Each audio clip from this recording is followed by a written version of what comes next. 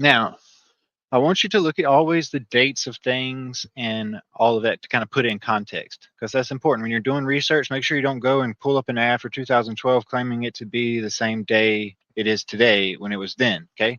This is recent. This is 2009, 2024. I mean, this is the 9th of December, 2024. Whoa, tongue tied. Okay. Here you see this. Okay. Taiwan raises alert to high amid presence of Chinese warships. Let me try to read that again. Taiwan raises alert to high amid presence of Chinese warships.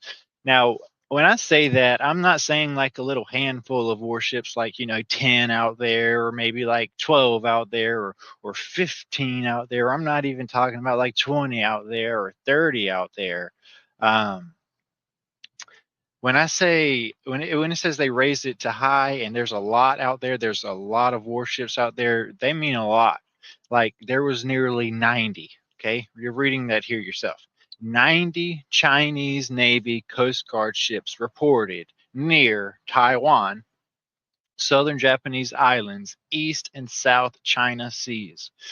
Okay, and up here you have the picture. I don't know why it's highlighted like this, but it is. In this picture, it says at the bottom is a crew member on board a Taiwan Coast Guard ship monitors a Chinese Coast Guard vessel in the waters east of Taiwan, and that's what's happening here. Okay, so um, let's read this. Taiwan's military has raised alert level to high, saying China restricted its airspace, meaning nothing can fly over this area, meaning the only thing allowed in this restricted area is said 90 warships. Nothing can even fly over it. No drones, nothing to look, no planes, no nothing. Just said that amount of people. Okay. Meaning 90 warships and however many sailors and stuff are up there. Okay. So, with that being said, they deployed dozens of warships. By dozens, they mean 90 warships and Coast Guard vessels in waters around the island amid reports of a possible Chinese military. I can't remember what that word said. But anyway, we're going to pull that up here in a little bit, kind of a little bit more in depth, not this slide, but in depth about what that is talking about. Next, we're going to get onto this. Here's another one I showed you guys, okay?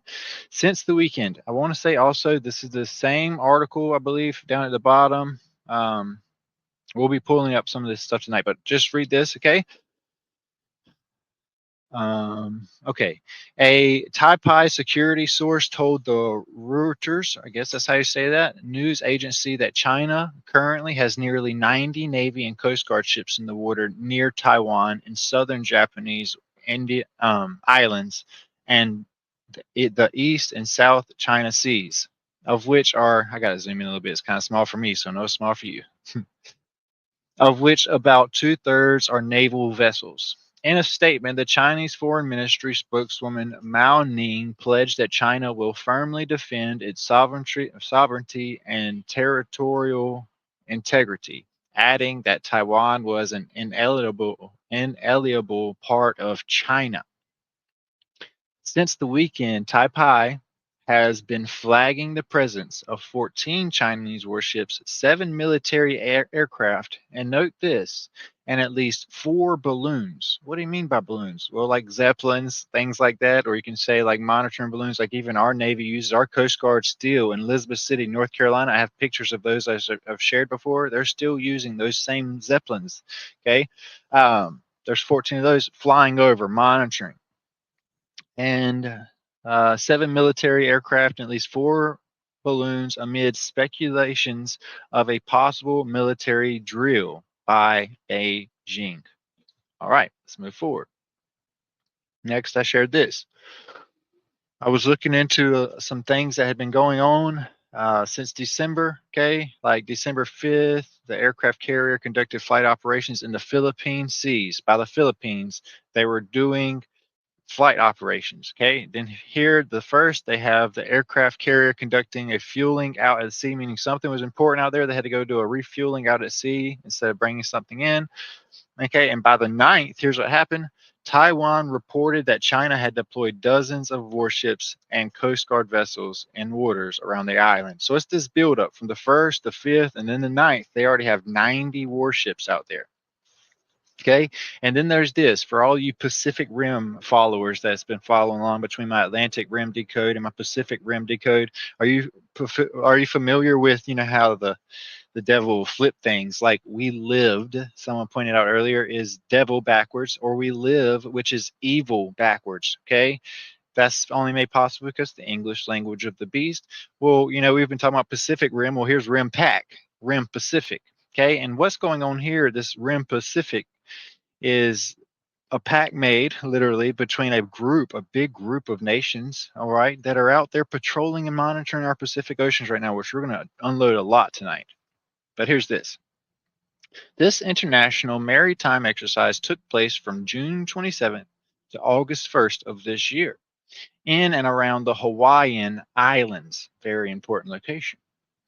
Okay, but we'll go on from that. You guys had all day to read this on my Facebook page. Next, we had this.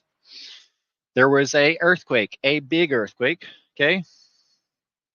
Another, like when I say big, there was the 7.0 that happened on our coast, 7.0 earthquake that took place off California's coast recently. Well, this was a 6.9 going on out in the Philippines. Another huge earthquake that took place there. not earthquake, volcano eruption on top of the many earthquakes that have been going on, not just in Taiwan and their seas, but everywhere else. Okay. But this I want to focus on. I'm sorry, I got off track there. This what I want to focus on specifically is right now, as of 3 hours ago from when this picture was taken, okay, there was an earthquake, a volcano that erupted in the Philippines. Okay. Why do I say that? Because it's very important that took place at the same time as these 90 warships and everything else that's going on all out in the seas and that build up to that time period. Okay. Very important you put all this stuff together. Because here's this. All right. This was only a few days earlier. Remember when those warships were out and patrolling out in the Philippine Sea? Okay. Well, here's the track of where they went. Okay, something fishy here. I want you to look at this, all right? Here they are. They're going in, patrolling around and stuff. And out here, there's a lot of action taking place out here on these tracks of what's going on. Boom, boom, boom, boom, boom, boom, boom, boom, boom. Okay? I bring stuff up like this because it's going to tie in, because I want to say that was the last one from the post. Nope, that wasn't it. I bring all these things up because they're going to tie in with everything we're going to present tonight, and it's so important y'all tie everything in together. If some of tonight's video seems to get a little drawn out and stuff, pause it, go get you a cup of coffee, and come back. Don't miss anything, because everything is a piece to a huge puzzle that not a lot of people are going to put together. Okay, so here's this other one. Okay, December 5th. This was published on December 5th at 3:47 in the morning. U.S. ally released photos of Chinese warships near the territory.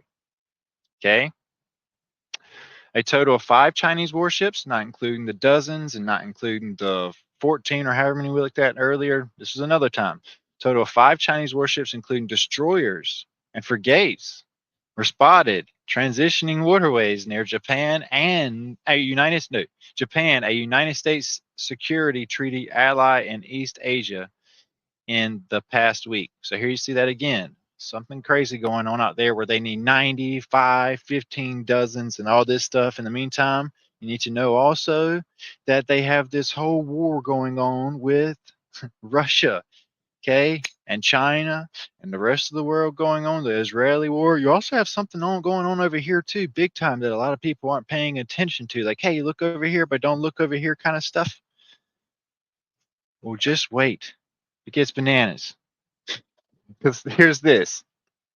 Currently, as of yesterday, currently in the Pacific Ocean, there's a significant warship activity with notable joint patrols between Chinese and Russian naval vessels. Russia's doing all this stuff with China while, okay, while also attacking and planning the Ukraine attacks, while also planning an attack against the Americans in this World War III stuff. Okay, entertainment purposes only, Facebook. Okay, all that's going on. But in the meantime, they're also doing this operation out here. Okay, you have China and Russia naval vessels out there. Just wait to find out who else, including recent operations in the Sea of Japan alongside ongoing U.S. Navy presence monitoring and participating in exercises like RIMPAC with allied nations, meaning this. So they're also, while they're fighting other nations, they're also joining them in RIMPAC. So while they're fighting wars and stuff on one part of the world, they're actually joining together in the RIMPAC and the allied nation doing military operations at the same time. I'm going to say that again for you so it doesn't go over your head.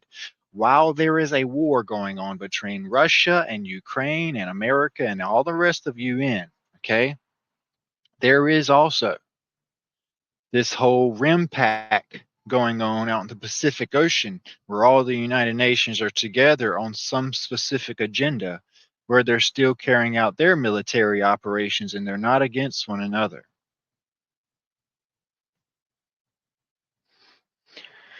Let's keep on going. With allied nations demonstrating a complex dynamic of military operations in the region, the U.S. is closely watching this activity, particularly near Alaska, where Russia naval presence has been observed. Now, I want to remind you, before this whole thing between Russia and Ukraine transpired here recently and over the past year or so, you need to know also what we were talking about right before that. Okay. Um, before Russia and China and all of them, the Ukraine, and they decided to join together, I pointed out something that took place with NASA recently, as far as like only in the past year and a half now is when it was. Here's what took place. All of a sudden, in the middle of the year, in like August, we went in depth with this in the Godzilla Decode last year. In August, there was, for some reason, out in the middle of the Pacific Ocean, Russian warships, American warships, and Chinese warships outspotted in the Alaska, but out in the Pacific Ocean there as well. For some reason, it caught everybody off guard. And then blam, next thing that was on the news, and it was pushed out kind of as a rush, but then it was kind of covered up real quick. Okay. But that took place at the same time, while all that stuff was happening in the Pacific Ocean with those warships. Do you know what else was happening? There was 3 rockets that were launched the same day, 2 off the coast of California, first and second, and they were identified as payload rockets by NASA. And it said the first one and the second were unsuccessful, and then the last rocket launched from China into the Pacific Ocean was claimed successful. And what that was done was from a plane. A plane dropped that last one. And we talked about that stuff. I showed you all this stuff in depth. Something took place on the Pacific Ocean that same day where NASA was launching 2 rockets from one coast and the other one's coming from the China side toward something going on in the middle of the Pacific Ocean. And it was just covered right up, you know? Like nobody was even paying any mind to it other than like, is this war going on? Are we about to get attacked? I know you guys have to remember that. Okay. So that all took place before all of this recent stuff too, of all this war stuff going on out there in the oceans. But let's move forward even further. Okay. Let's also look at this unusual movements. Taiwan's Coast Guard said on Monday it had detected unusual movements of 7 Chinese Coast Guard ships since early Friday. The day Lai returned to Taipei. The Beijing's Army's airspace restrictions east of Zhangjiang, or I don't know how to say that word, and Fujian provinces were expected to be in place until Wednesday, Taiwan's defense ministry said. Any unilateral, irrational acts of provocation could severely undermine peace and stability in the Indo-Pacific region and are unwelcome by the international community, the minister said. Anyway, what's going on here is the restrictions were taking place. They restricted the airspaces. They restricted everything. They had naval activity, all this stuff going on. So not just outside of Taiwan, but also down in the Philippines, where there is now an active volcano going on also. 90 warships, active volcano, big buildup, 5 days before, while we also have the biggest earthquake recorded on the coast of California, and another one currently happened in Alaska. It was a 6.8 happened in Alaska only in the past couple of days. I hope you guys saw that as well. All this stuff happening at the same time. I've been calling them birth pains. Okay. So there's that. Goodness gracious. Here's this. I wanted to add this in. This was November 12th of 2024. You know that it's talked about Korea and China joining up with Russia now in this war? Well, it's weird that even now America is still working with Korea and Japan doing things out in the middle Pacific Ocean. Let me say this again, okay? Because I really hope you understand. November 12th, 2024, 8 o'clock. U.S. aircraft carrier joins military drills with South Korea and Japan. The U.S.S. George Washington aircraft carrier sails in Pacific Ocean waters during the Southern Seas tactical and operation support naval exercises in that place, Colombia, on June 29th, 2024. Okay, of this year. This took place. Us all teaming up together for something out there in the ocean, while in the meantime, we're supposedly allied nationed up with Ukraine against Russia. We're going out there with Russia and Japan teaming up for other things. And this is outside of Rampack that we're going to get into tonight. Okay? All right. Now, that's got to be it from Facebook. Yes. Okay, cool. We're going to get off Facebook now so I can exit this out. Now, it's time to start unpacking a lot of crazy stuff. All right? The first thing we're going to have up here tonight is, of course, scripture. But not just that, we're actually looking to the book of Enoch a little bit here, opening up. Okay. And I'm bringing this up because of this. I'm going to tell you guys tonight what I believe took place from 1930. We'll say that. Actually, let's go back even further. From 1925, 26, around that time, until literally now. I'm going to tell you what I believe transpired from the rise of the Holocaust and you know who behind that. I don't even like saying names now because YouTube and Facebook flag certain things like that. So his name starts with a H. I'll leave it like that. I'm going to be going on from what happened with him and World War One and World War Two, and then also what's becoming World War Three as well, the wars and rumors of wars of Gog and Magog during the final short season that we are in today. Okay, I'm going to tell you what I believe happened, and I'm going to show you all the evidence of why I believe so. And I'm going to ask you which one makes more sense, what you've been handed, okay, or what you see tonight. All right, so here we go. Let me make sure we're still good over here. Awesome. Boom. Here we go, guys. I hope you're ready for this. Let's start with this, okay? We're going to start off looking at the behemoth and the leviathan, okay? Before we even get into any movie topics or anything like that, we're just going to start with scripture about just straight behemoth and leviathan, okay? And we're actually going to go first to Enoch, but then into the Bible, and then all those others as well. But I want to keep my slides in order tonight the best I can. In apocryphal literature, I want to zoom in so some of you guys can see that are sitting at home on your couches. Miss Rachel and the kids, I know you're probably watching. Anyway, here we go. In apocryphal literature, both Leviathan and Behemoth are prominent in Jewish eschatology in the book of Enoch. Enoch says, this is R.H. Charles, Book of Enoch, page 155, The Secret Chambers of Leviathan.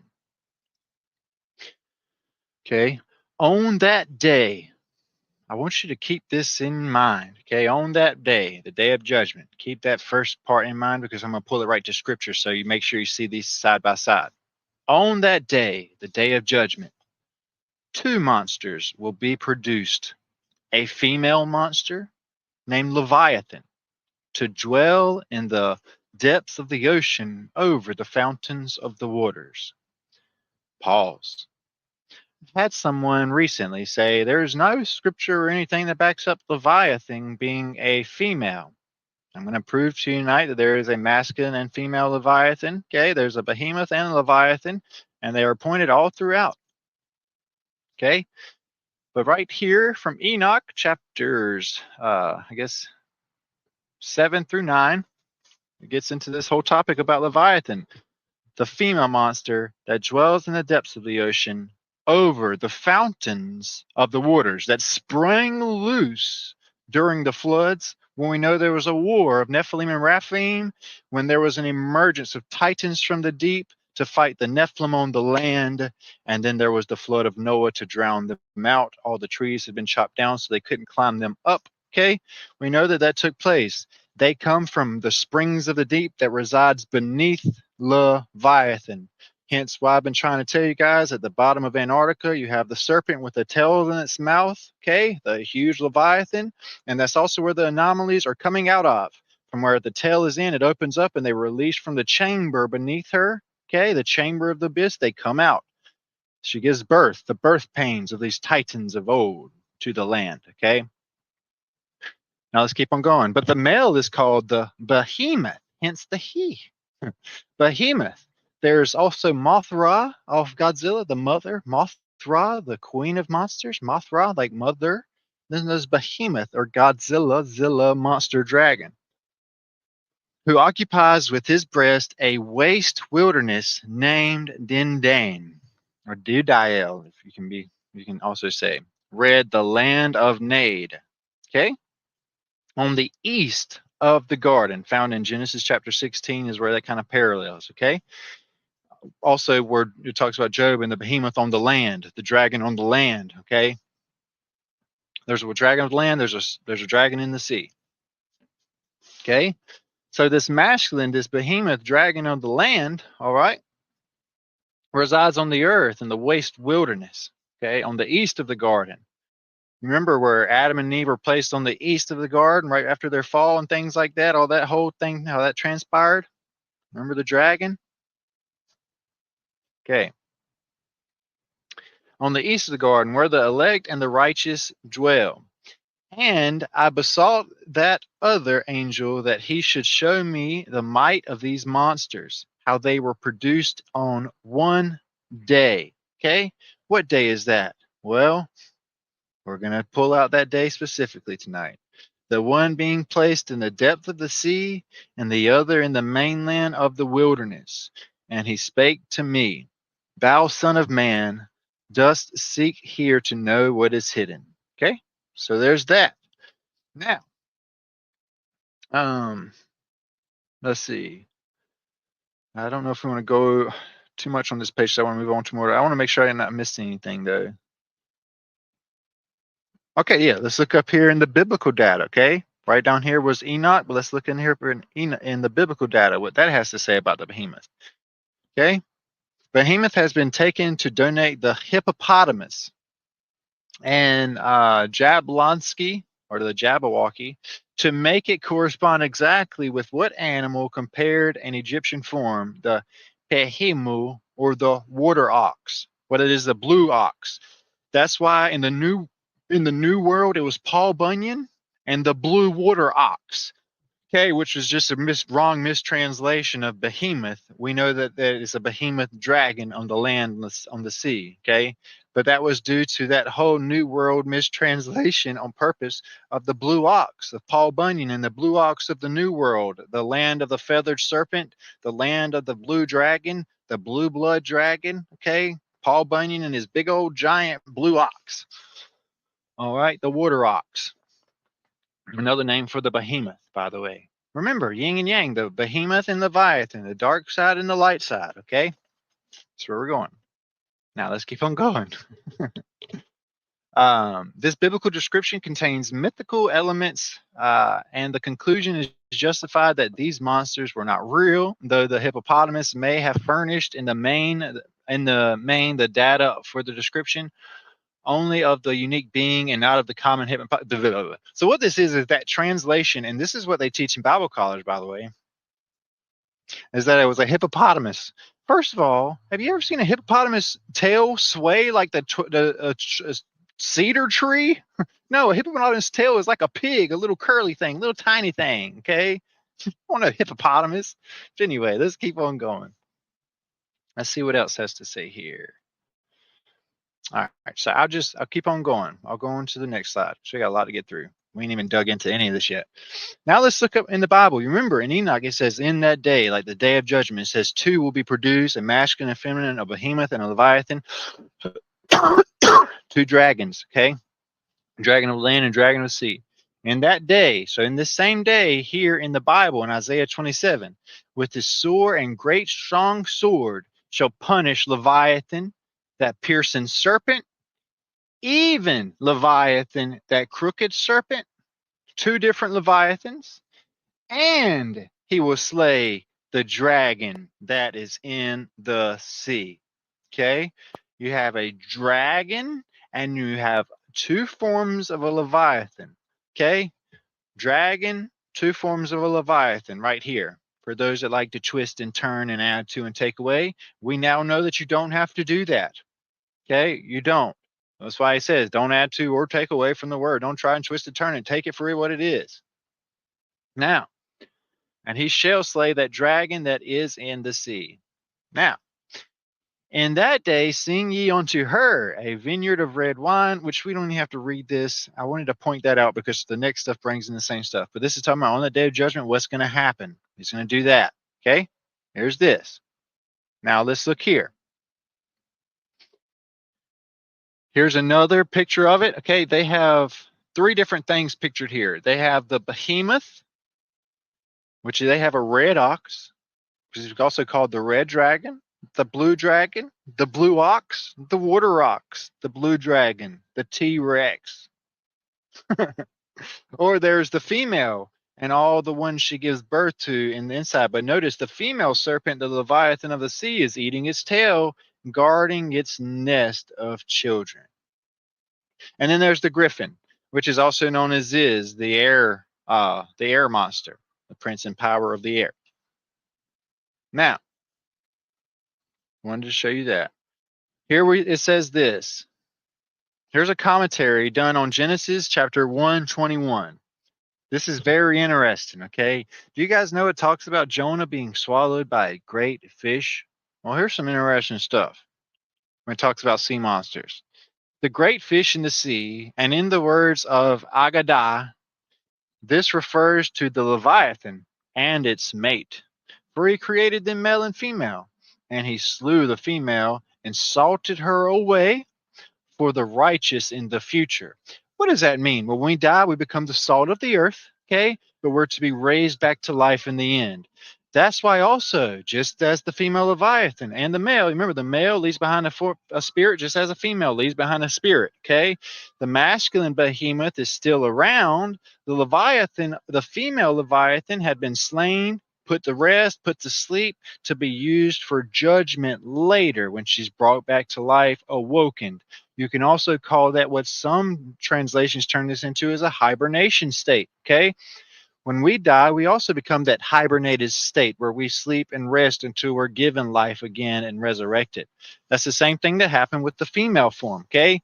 Leaving a masculine dragon behind. Because if there was a female dragon behind, it would produce things that the world could not handle. That's proven at the end when she's brought forth, giving birth pains and actually bringing forth titans that indeed does not allow the earth to exist any longer. What is that talking about? Well, that's when the Queen of the South rises up at judgment. Okay? This refers to Leviathan and its mate, for he created the male and female, and he slew the female and salted her away for the righteous in the future. For if they would propagate, the world could not exist because of them. All right, now, make sure we're covering all senses of this stuff. By the way, I love this view. This is a flat earth. This is not a globe, okay? This is the earth, okay? This is the dome. This is the waters above, and the waters in the earth that remains behind is the sea, okay? I don't agree 100% with that picture, but I wanted to show you that that's also pictured in a lot of their other drawings and artifacts all the way back. We're going to talk about NASA a little bit tonight as well. All right, so let's move on forward.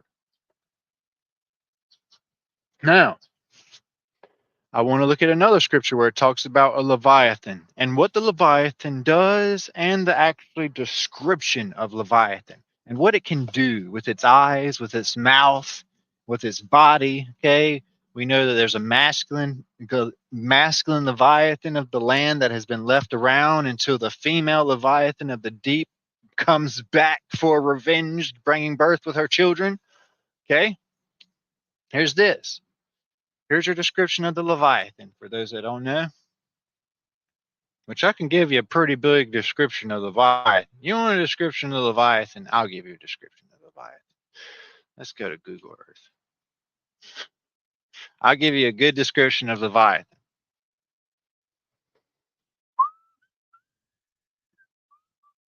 One second. 35. Awesome. It's okay. I'm going to share this on YouTube and hopefully it'll get some more people in here. Oh, okay. This is weird. That's not what I wanted to do. Okay. There we go. Let's look for Leviathan. Where are you, Leviathan? What could be Leviathan? Where are you? You're down south because you're the queen of the south who rises up at judgment, rises up from the grave. The queen of the south rises up at judgment, also called Queen Sheba, the sea goddess. Okay, where is she at? Well, let's move these clouds. There she is, the sea serpent herself, sleeping. Okay, sleeping and resting. There's one eye, and they like to cover this up with words. There's the other eye, exactly parallel to this one.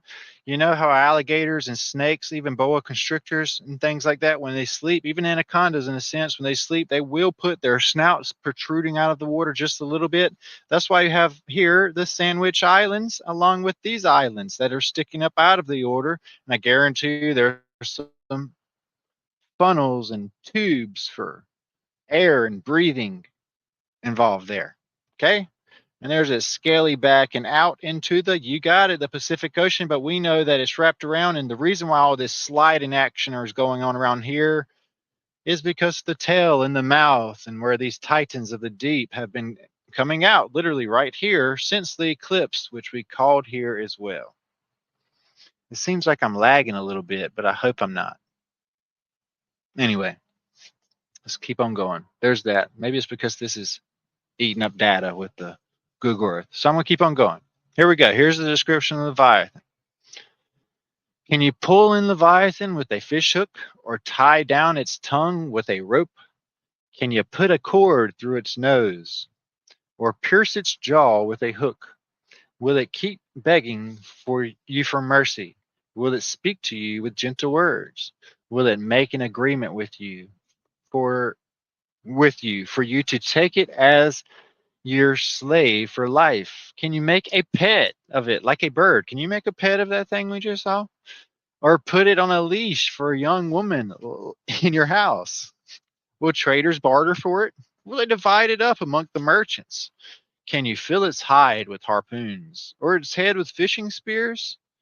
If you lay a hand on it, will you remember its struggle and never do it again? Any hope of subduing it is false and mere sleight of its overpowering. No one is fierce enough to rouse it, wake it up from its slumber, bring it back up from its salted sleep. No one is fierce enough to rouse it. Who then is able to stand against me? Who has a claim against me that I must pay? Must pay. Everything under heaven belongs to me. I will not fail to speak of Leviathan's limbs, its strength and its graceful form. Who can strip off its outer coat? Who can penetrate its double coat of armor? Scales being its armor. Hence why shields, knight shields are made in the shape of a scale. Okay. Who dares open the doors of its mouth, ringed about with fearsome teeth? Its back has rows of shields. That's also why your teeth look just like the shape of a shield and a scale. That's cool. And its back rows of shields tightly sealed together. Each is so close to the next that no air can pass between. They are joined. Why is that? Well, because it's a serpent of the sea. It's got to be able to go to the depths of the bottom. Okay, so it has to have a tight, air pressured seal body. All right, so let's keep on going. They are joined fast to one another. They cling together and cannot be parted. Its snorting throws out flashes of light. Okay, so it can breathe out flashes of light, fire breathing light.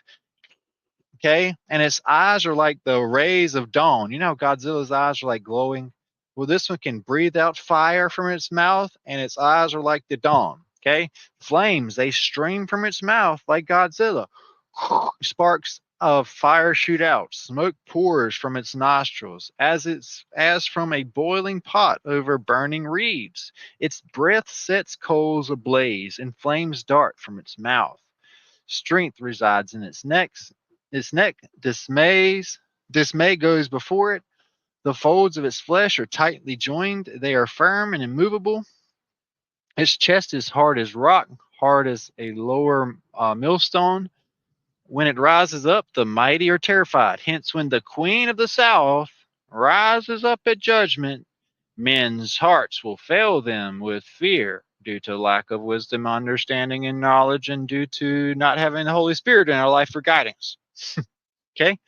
But if they did have the Holy Spirit in their life, I don't want to blaspheme that by no way, no shape or form, okay? But it's what's needed for discernment, okay? Now, that's why we are told to study ourselves as one's approved, to equip and prepare, to be prepared to go out and handle the word of God, okay? They retreat before its thrashing. Remember, there's the thrashing that takes place on the day of right at the last vows that go out. It's called the thrashing that takes place. Okay. Also, the wine press and things like that.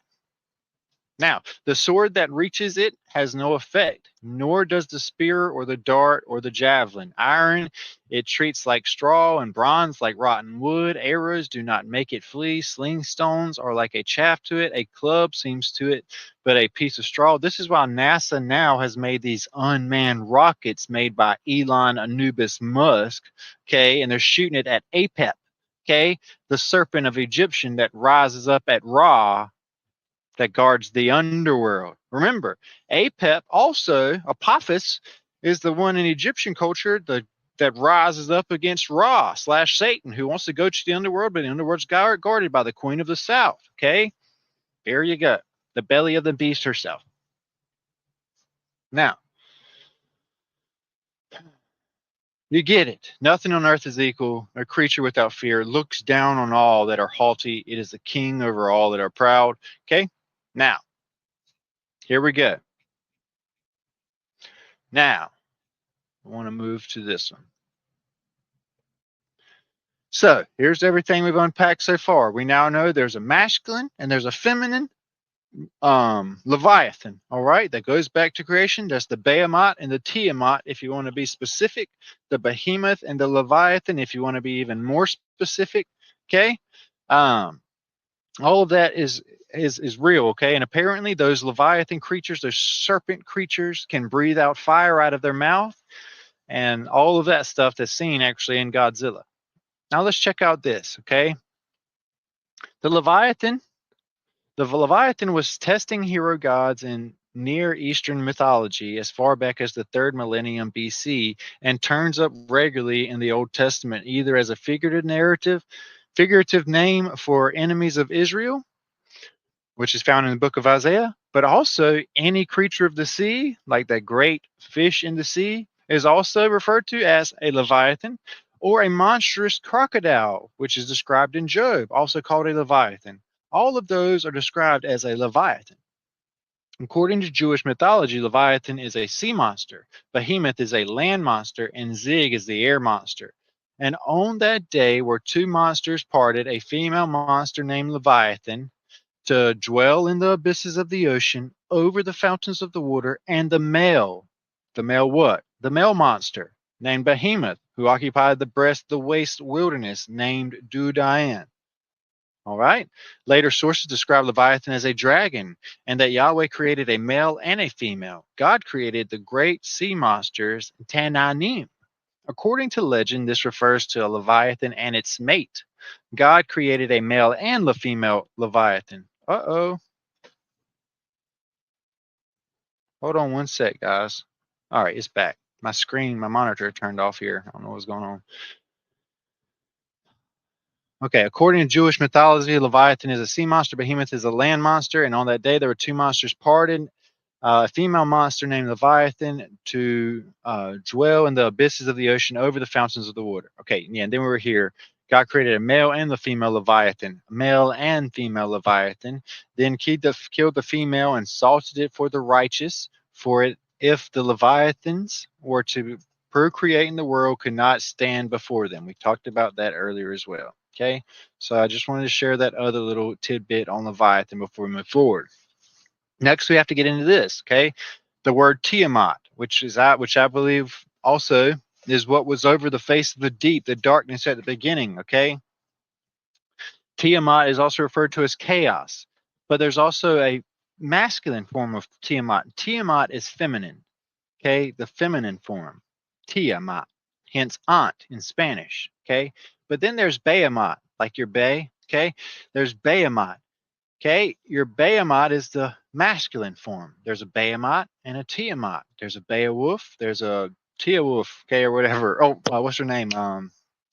Loki's Fenrir. Okay, it's kind of like back and forth. There's a masculine and a feminine. Okay, here in Dungeons and Dragons, for example, in front of you here, what it has is Tiamat, who is literally called the goddess of, let's see what she's called.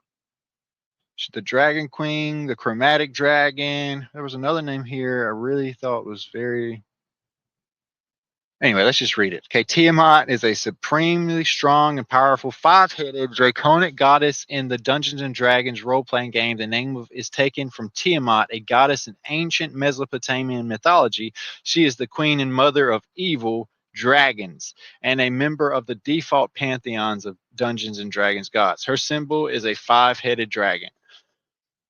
Okay, so alongside of her is this. Okay, let's see.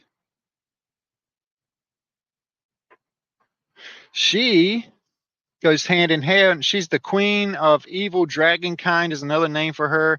In the first edition of Deities and Demigods, she is mentioned under the entry for the Babylonian god Marduk.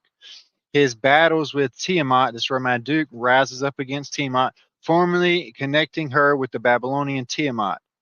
There was something else in this I wanted to read. Oh, yeah, here it goes. So Tiamat goes right along with Behemoth, who is the masculine form. Behemoth's the male form. Tiamat's the female form. Okay? Hope you understand that. Those two forms, Behemoth and Tiamat. Now let's move forward. Back to the Bible. Let's see what this says here. Now about it having multiple heads. Does the Bible say that the Leviathan has multiple heads or the sea dragons have many heads? Absolutely. Sure it does. Okay. Here's where it says it right here. I've got it in Geneva and King James Version side by side. All right here it says this. For God is my king of old, hence the primordial days too, working salvation in the midst of the earth. Thou didst divide the sea by thy strength. Thou breakest the heads of the dragons in the waters. Thou breakest the heads of Leviathan in pieces. Heads.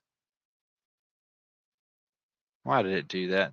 Thou breakest the heads of dragons in the waters. Thou breakest the heads of Leviathan in pieces, and givest him to be meat for the people inhabiting the wilderness. Thou didst cling to the fountains and the flood. Thou didst cleave to the fountain and the flood. Thou driedest up the mighty rivers. The day is thine, the night also is thine. Thou hast prepared the light and the sun. Thou hast set all the borders of the earth. Thou hast made summer and winter. Remember this, that the enemy hath reproached. Okay, but we're not going to read that whole passage. You get it, okay? Many heads does the Leviathans and the dragons have, not just one. Now, let's keep on going. Now let's get into what I was telling you about.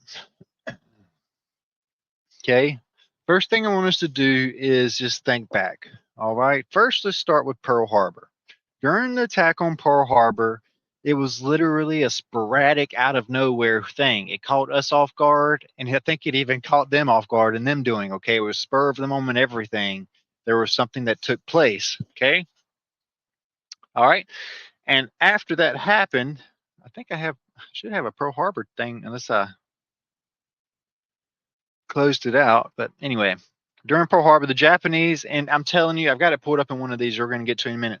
During that time, they came and I mean slaughtered. It was like 1,500 sunk with the first battleship, and the next thing you know, you have 21 other like ships and stuff sank out there, and then you have all this other raid stuff come in and take place. Supposedly, this is what you're handed, and all of that ultimately led up to this event in front of you that happened a little later. Pearl Harbor happened in 1941. Okay, by 1945, took all that time.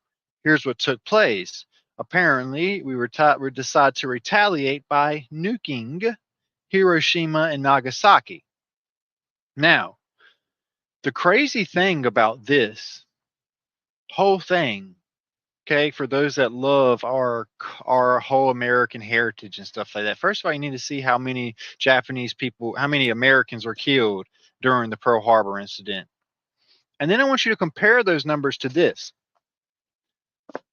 During Hiroshima and Nagasaki, if we were going for their soldiers and things of that sort, you would think that's who we'd go for, right? I need you to read these numbers with me, okay? The United States, during the Manhattan Project, we decided to kill, I don't know, 166,000 people, okay? And out of that, 80 to 156,000 were just civilians. That means literally almost 90% minus leave 10,000 of these were civilians. Okay. 80 to 156,000 were just civilians. Only 10,000 of all of those hundreds of thousands were soldiers. 12 were prisoners of war. And that was just Hiroshima. You have to add another 80,000, making it 200 some thousand people that were killed. Okay. Over that, when you include Nagasaki. In Nagasaki, check out these numbers. There were 60 to 80,000 killed, but only 150 of them were soldiers. Let's do a little math again, okay? Here in Nagasaki, okay, to retaliate for the handful compared to this that they killed, we retaliate by killing 60 to 80,000 civilians, and then they decided just to throw in 150 soldiers. So altogether, you only killed 10,150 soldiers, and you killed over 200,000 civilians. Altogether, you have 246,000 people with only 10,150 being soldiers. Just want to point those numbers out before we get going here, okay? Because that's what took place in 1945. Okay, I'm hoping you guys can still hear me. I hope that you guys are still comprehending this because things are about to get a little nuts. Keep those numbers in mind tonight as we move forward about how many just eyewitness human beings, civilians there were that were killed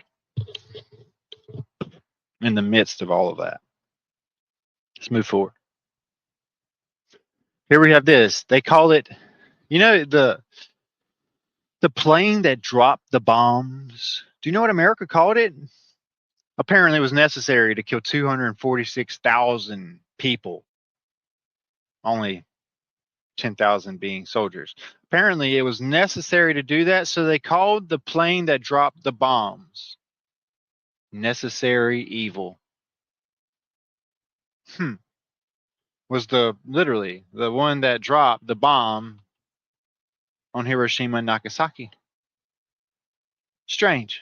Necessary evil. Because the Bible says to do that, pick the lesser evil or pick the evil, right? Or necessary. It was just necessary. I had to do it. I had to kill all those innocent people because there were 10,000 soldiers there. Let's move forward. Now I want to show you something very, very, very, very interesting. Hello, Matthew and Chad. You two should like this. I know you guys are studying in deep with this stuff here lately. Check this out. I found this awesome webpage here. I want to give credit to Screen Rant. Okay, you guys do great with putting this whole timeline in order for me to use tonight. So shout out to you guys for making this page here. Okay, what I found here is a very, very nicely laid out timeline of the Godzilla movie series. That's going to blow your mind. Okay, let's check this out. Let's go through it together and see if we can line up a few things. All right. Let's go through the monsterverse chronological timeline of the franchise that started from the 1950s to 2027. I'm going to ask you guys, what happened 5 years before 1950? Hiroshima and Nagasaki on the coast of Japan was bombed. Only 5 years or 4 years before that, another island out in the middle of the Pacific.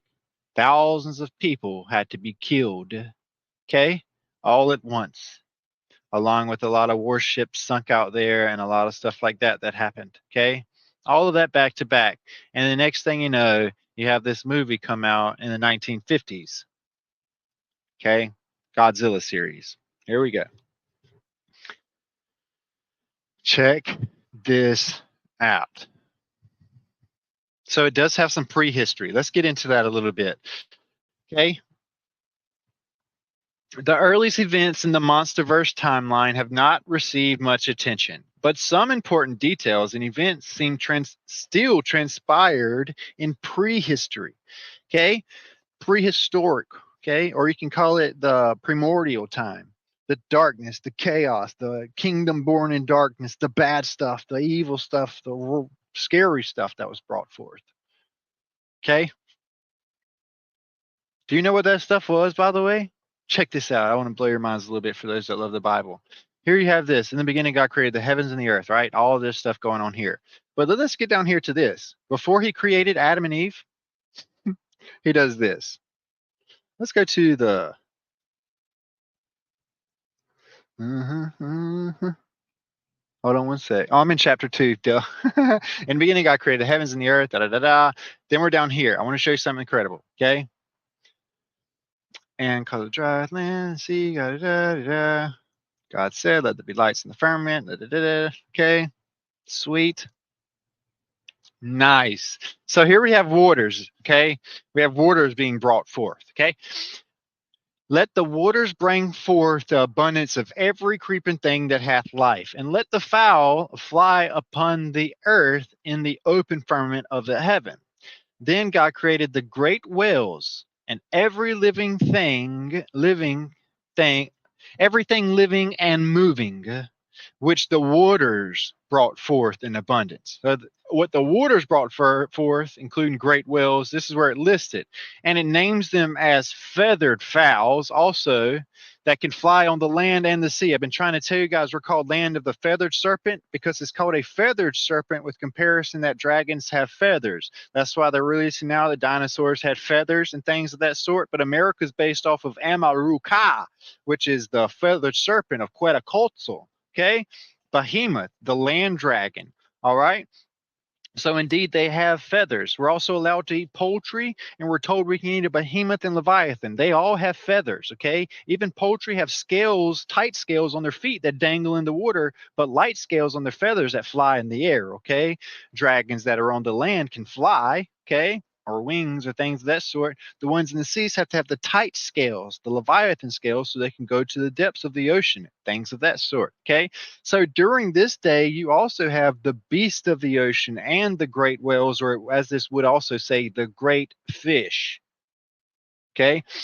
And everything living and moving with which the waters brought forth in abundance according to their kind, and every feathered fowl according to their kind. And God saw that it was good. And God blessed them, saying, bring forth fruit and multiply and fill the waters and the seas, and let the fowl multiply on the earth. Okay. I hope you see all that and add that together. All right. Now let's go on forth. I just wanted to say that that's also included in that thing is all feathered types of creatures. That's why we're also allowed to eat. They call tuna the fish of the chicken of the sea. Okay, is what tuna is referred to. Now, let's go on forward before I get sidetracked because this is where I want to show you something. This is crazy. This page here is going to blow your mind because I'm going to tie in so many things that have transpired. Ooh, okay. The earliest events in the Monsterverse timeline have not received much attention, but some important details and events still transpire in prehistory. Although the theory isn't proven accurate for many years to come, the cinematic universe operates under the belief that the hollow earth theory is accurate, meaning the Enoch theory, if what you should call it, or you can call it the Bible's theory of how the earth is, okay, not a spinning ball of water. Now, the theory states that there is a tunneling system beneath the surface of the earth that allows the titans, hence all the earthquakes, hence that allows the titans to travel across the whole face of the earth, okay, moving around under the face of the earth without being exposed to the top. But during that traveling of these tunnels underneath the earth where they can go, they also have places where they can pop up. Here's where this is.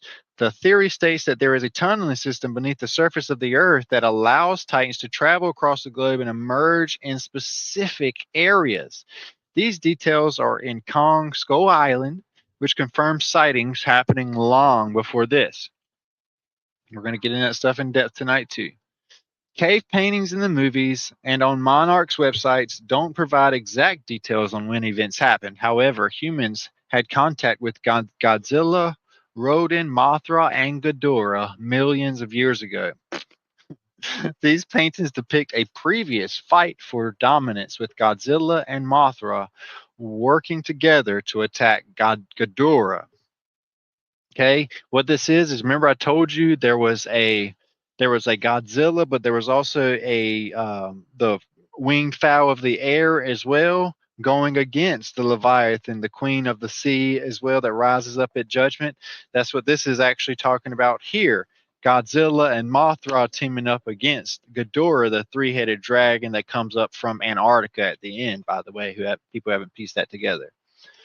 These paintings depict a previous fight for dominance with Godzilla and Mothra working together to attack Ghidorah. Okay, this is at the beginning when they killed her to become a salted piece, a rested piece to come up later, which is what happens. She's caught in the ice, sleeping in Antarctica, and comes up for the judgment at the end. Additionally, Kong's parents and other giant apes lived on Skull Island in peace during the same period. A war began with the Skull Crawlers, ended with Kong's parents defeating them before they died. The earliest known events in the monsterverse timeline are. Before I go forward further, I want to also include King Kong in this. Who is King Kong? King Kong is also the representation of Nimrod, okay? Which Nimrod is Lucifer as well, that reemergence, that skull crawler, the Vril society crawling within the skull behind the eye, the scroll crawlers that attack Kong, okay? Kong is Nimrod, who took the parasite behind the eye, becoming a Gimmerang, becoming Osiris risen, the eye of Horus, eye of Ra, that happened there, okay? Kong is him, and hence why Babel, that great tower, was destroyed, and he turned 1/3 of the workers, including Nimrod, into a ape, and then other ones into elephants. Hence, King Kong is King Nimrod, okay? And they were banished within the earth. That's why Kong and them come out over on the Skull Island from inside of the earth. And also on the new Godzilla, they're all stored within the earth to come up at judgment with the army. Also, the obsession with Planet of the Apes. Okay, that's why that's technically all based off of what took place in Babylon when the workers returned to apes and elephants, and there was a reset. Okay, that's where all that took place. Now let's go on forward. All right, so the first thing they have is all the Titans enter a hibernated state. That's what I was telling you at the beginning. Okay, at the beginning of time, all those things were put to rest beneath the deep, okay, when all that separation took place of the darkness being pushed wide, put to rest, put to sleep, okay, for later purposes. This is where that happen. They have a meteorite crashes on Earth near Shinamura and Godzilla. Shinamura, by the way, is the female form, as I was telling you, and Godzilla is the masculine form, eliminating all airborne radiation and most of all life on the planet. Without their natural radioactive power source, Godzilla and other kaiju must find another way to live.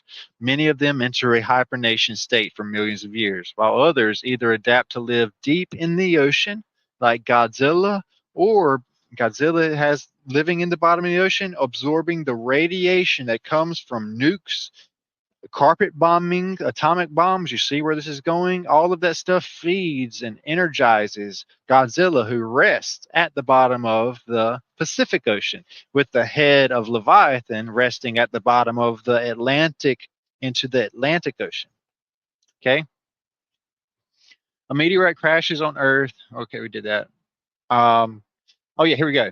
Without their natural radioactive power source, Godzilla and other kaiju must find another way to live. Many of them enter hibernation for millions of years, while others either adapt to live deep in the ocean like Godzilla or begin living beneath the surface and absorb radiation from Earth's core instead. Late 4th millennium BC, giants battle underground. The first documented battle between the species of Godzilla and Kong came nearly 6,000 years ago. Now we're talking more along the timeline that we're falling into today, between, I believe truly that we're entering into like the 7,000th or 10,000th year, if you want to be specific. An ancient Sumero-Akkadian cuneiform tablet from the Uruk period described giants battling underground, which should be a tease of the fights in Hollow Earth. What this is described here is what I've been telling you guys. You have the Titans of Inner Earth coming up to fight on the land, or vice versa. This combination, this great battle between the Nephilim and the Raphaim, these two different forms of Titans battling with one another. Okay? Now, here's where things get nuts. I'm so excited about this. Now let's get into the actual timeline.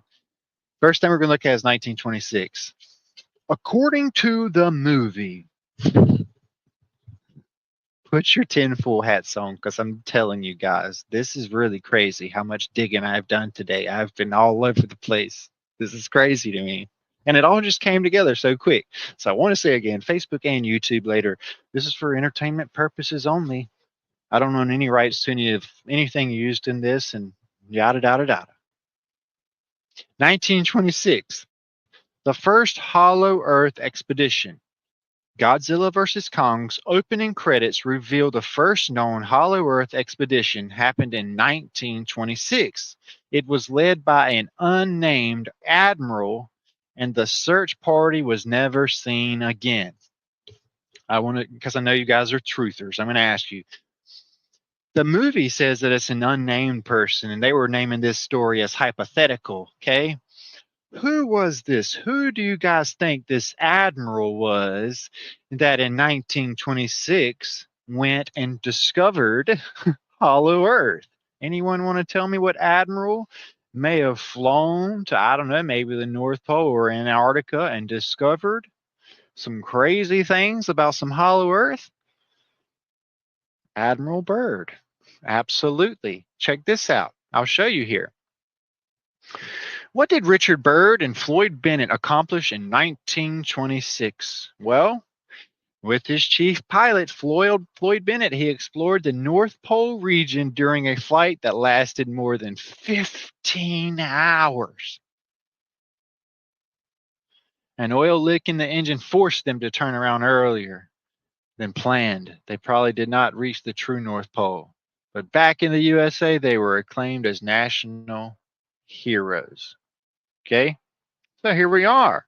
Strange that the first check mark on this list was the movie said that somebody, they didn't name it because it was hypothetical. There was some person discovered the Hollow Earth back in 2026. So it caused some people to be very curious.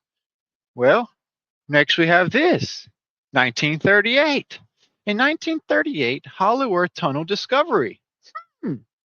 Knowledge of the Hollow Earth expanded in 1938 when the Chauvet Cave in France was revealed to be an entrance to the Titan homeworld. This will blow your mind. Photos of the findings reveal giant monster bones and a Kong-sized handprint. Let's see what happened in 1938 in real life. Okay, let's see. First, I want to look at this Chauvet Cave that's mentioned here. Okay, it says that one of the entrances into the underworld, into the heart of the earth, it says that one of them is called the Chauvet Cave. Okay, you know what I found very interesting about this? Well, number one, it's a real cave, but number two is this. The Chauvet Cave, okay, is a cave that contains some of the best preserved figurative cave paintings in the world, as well as other evidence of Upper Paleolithic life. It is located near the commune of whatever that is on a limestone cliff above the former bed in the river Ardèche in the Gorges de Ardèche. All right. For those that don't know, it's in France. Okay. Which, for those of you that know me, you know that I believe all that area up there is an entrance to the Hyperborea, from Norway to Ireland to Iceland. All of that up there. Okay. In that mouth of the dragon. The Nordics, the Vikings, the French, the Britons, all of that stuff. I believe all that's an entrance. I've pointed that out many times. Right there, the Scandinavians, all of that stuff. Okay, but it's strange because they actually discovered a thing. But you know what's weird is this: they have in 1938 this thing was discovered, this Chauvet clave, but in real life it wasn't discovered until 1994. It has discovered one of the most significant prehistoric art sites in the UN's cultural agency. Right. Now, this right here is tied in with indeed the UN and their artifacts and things like that. And I'm sure there's all kinds of things in like the Vatican and stuff like that dealing with things they've pulled from here. But discovered on December 18, 1994. I wanted to see something that was saying here. Where is it at? Where is that? Oh. It was named after John Mary. Okay. For those that don't know, this is Jean-Claude Van Damme. This is another name for John. The entrance into Hyperborea, for those that have been following along, this will make sense to you. The entrance is named after John Mary Chauvet. Okay. Strange, right? But this wasn't discovered till 1994. And this cave indeed goes deep and is very old and is dated to be one of the oldest and all these other things. And it's got some very, very distinct cave arting paintings and stuff like that you can look into. I just thought it was strange. So I looked into the cave first, but then I looked into 1938 and Hitler. All right, so here we go. Check this out. 1938, a hollow earth tunnel was discovered, right? I wonder who could have possibly discovered it over there during this time. Any of you guys want to take a guess of who possibly could have sent a team, I don't know, to the North Pole or the Arctic region or the Antarctic region during said 1938? Who would that be? If you said Hitler, you would be correct. The idea of Hitler in the Hollow Earth of 1938 refers to a conspiracy theory that suggests Adolf Hitler and the Nazi regime were actively exploring the concept of Hollow Earth because they found a tunnel to Hyperborea in 1938, potentially searching for the subterranean world to escape to the hidden advanced civilization during the year 1938, often connecting this belief with expeditions to Antarctica and the search for a mythical new Swabia region in the Hollow Earth. Whoa. Let's go on a little further there because that ain't even nothing. Just wait. So let's go on even further. I see you guys are following along with your mind blows. Okay. It's cool. So I like to see. And let me get that starting soon off the thing too. I'm sorry about that. I always do that. Better. Yeah, you got the full screen. All right. So far, if you don't know, we've got a check mark and we've got a check mark and we've got a check mark before it even became a check mark in 1994. It was a check mark in 1938. Now, let's go to 1943. Pause. No, let's not go to 1943. Let's go to 1941. Pearl Harbor. This is where this should be inserted right here.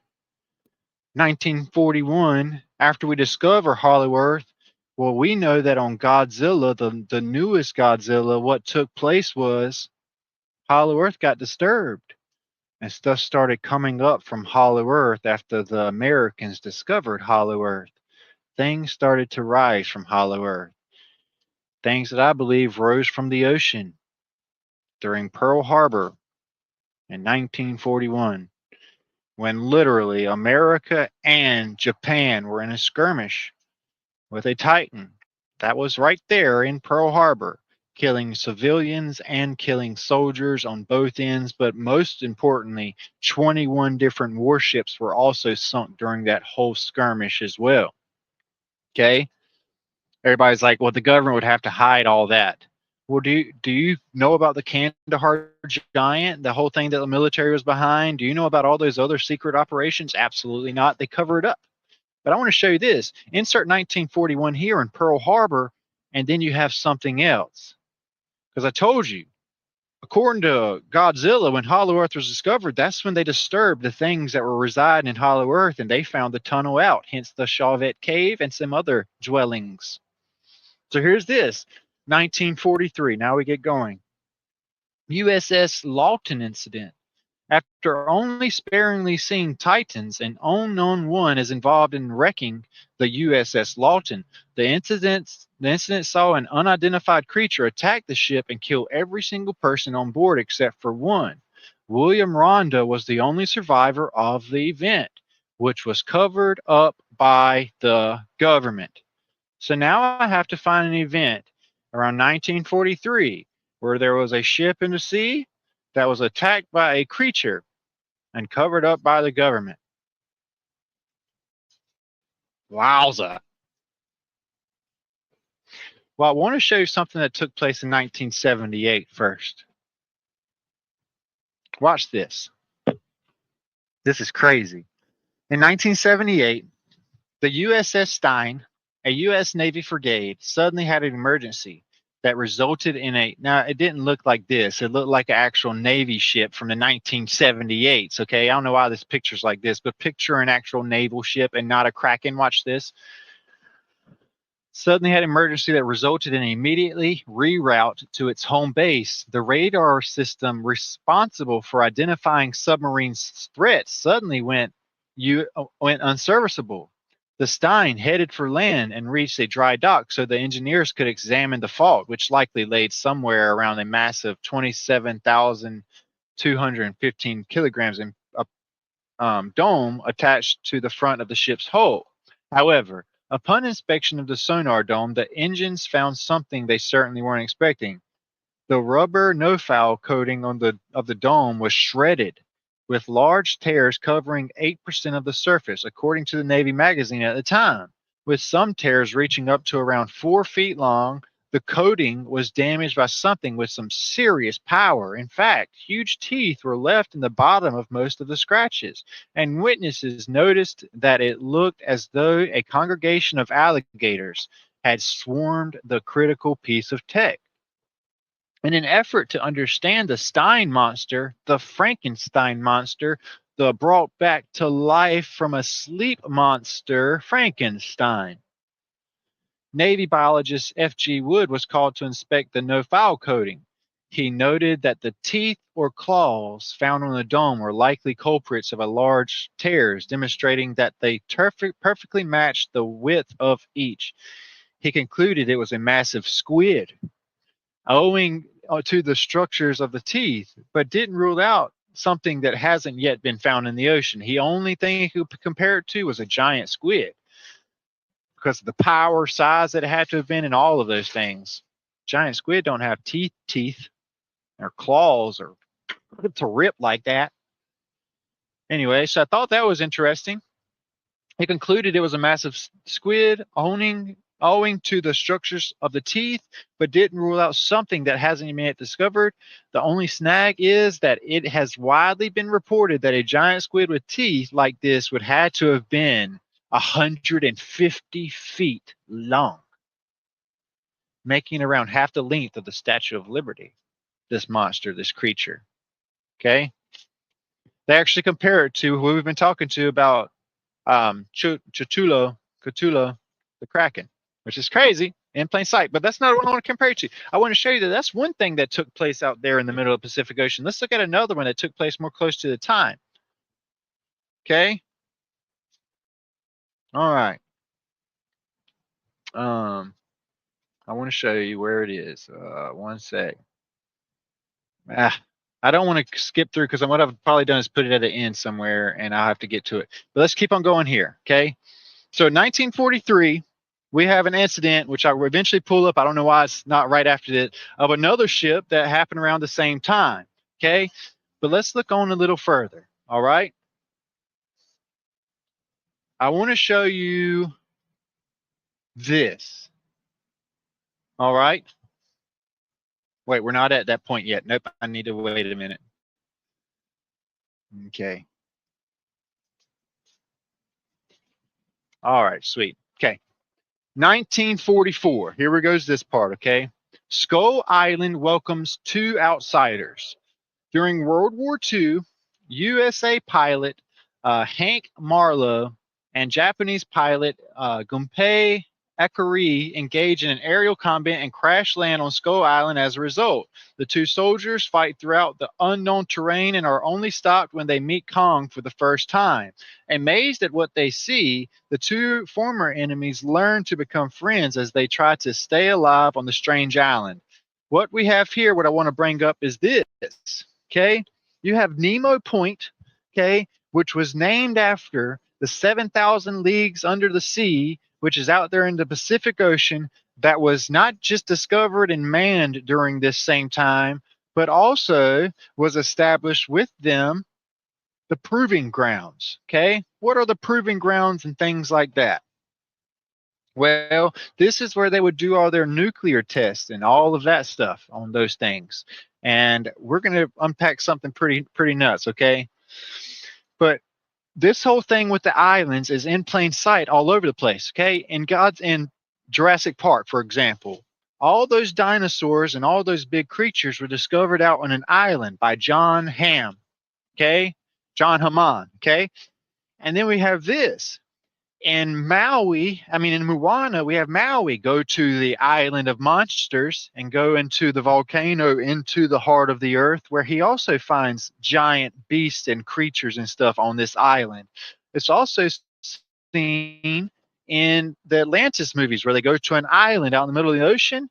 They find all these big creatures, big plants, life, and all these things out on the island, and also some type of volcano entering into Hyperborea. It's also seen on Journey to the Center of the Earth, also seen on Jumanji 1 and 2, and so on and so forth, about these islands they find with all these big creatures and big things that come. And then on Jurassic Park, they go from the island, I mean, on Jurassic World Dominion, they go from the island, they come on to the land where the people stay eventually. Okay? So, I want to show you this. In 1945, we have the Hiroshima and Nagasaki bombings, all right? And here is what it says. The bombing of Hiroshima releases radiation that awakens the two nearby kaiju, Shinamuru, Mura, I don't know how to say that. I'm going to call him Shinu, and Godzilla, and draws them to the city to feed on it. Among the millions of casualties was Ijai, Sirezua's wife, after finding his young son. This ain't important, okay? Which makes him believe that these legendary creatures. Okay, so what happens here is you have Hiroshima and Nagasaki. They bomb and bomb. There's two bombs, by the way, a bomb on Hiroshima and a bomb on Nagasaki, okay? And then in this movie, they apparently wake up two kaiju, okay? Let's just put that together again. During this time of the bombing of Hiroshima and Nagasaki, two bombs that are on the coast, the very edge coast of the same coast of the Pacific Ocean. Okay, there was two of the first ever nukes dropped, one on Hiroshima, one on Nagasaki. According to Godzilla history during that time, there's two titans that were apparently going at it during that time. And if they were big as they say, they would be spread out about Hiroshima, Nagasaki area wide, okay? If they were going at war with one another.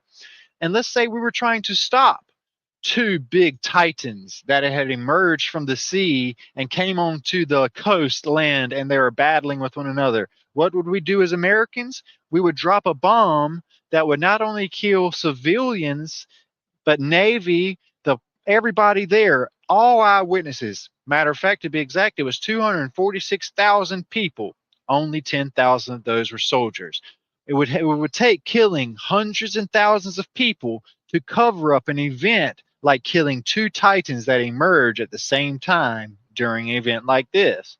So here's where you have this. You have the first ever nukes dropped. Boom and boom.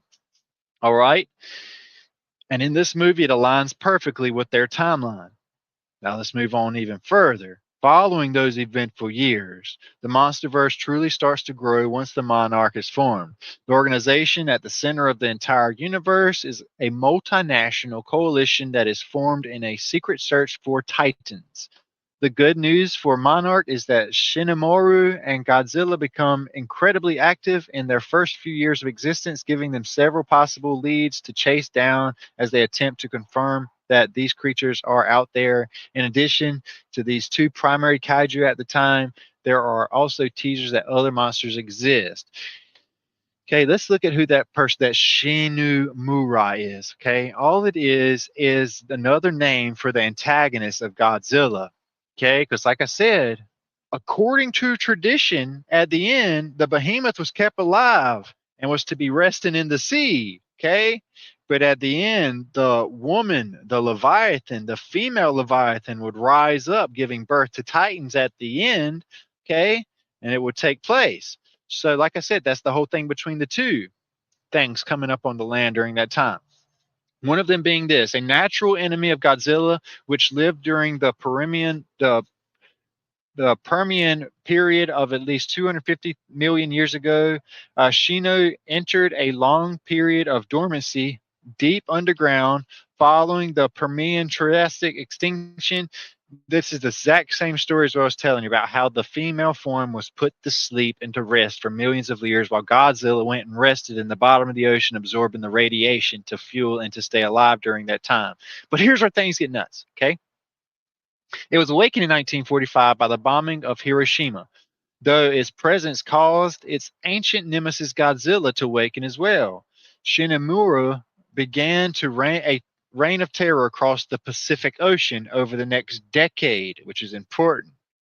With the next decade, that would have that decade ending about, I don't know, 1955, 54, 53. Watch this.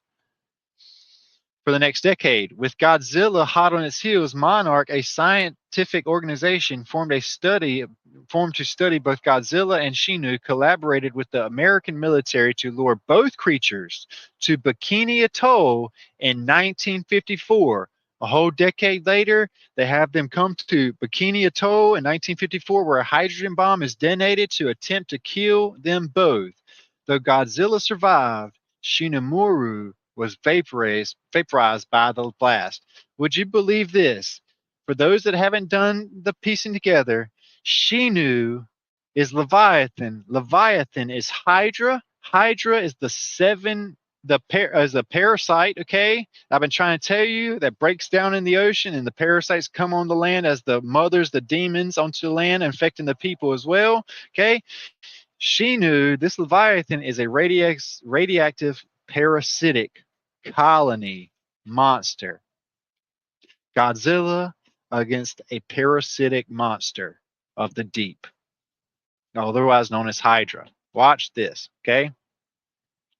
Now, those things that those titans are called mutos or mutants, but mutos stands for a massive, unidentified terrestrial organism, like a parasite, which we've also been tying everything that we've been talking about this whole time together. Okay, I want to show you that. Now let's look here. Now we have this, okay? All these are check mark, check mark, check mark. Okay, 1946, we have this. Monarch founded. After the cover up of the U.S.S. Lawton incident, the United States begins to believe that finding and studying the Titans needs to be done. To make this happen, President Harry Truman provides necessary off-book funding to establish Monarch. 1945 through 1947, they have Operation High Jump. A lot of you guys know about the MonsterVerse's spin on the real-life Operation High Jump changes its goal from the U.S. claiming land in Antarctica to establishing a monarch based in the frigid landscape. It's here now. What this is Monarch, the ones that study the Titans.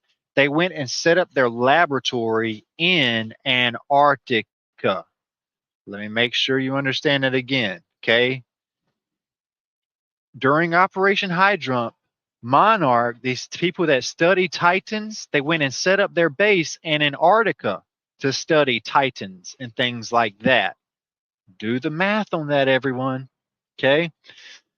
Um, it's here that Monarch builds a base around a hollow Earth entrance.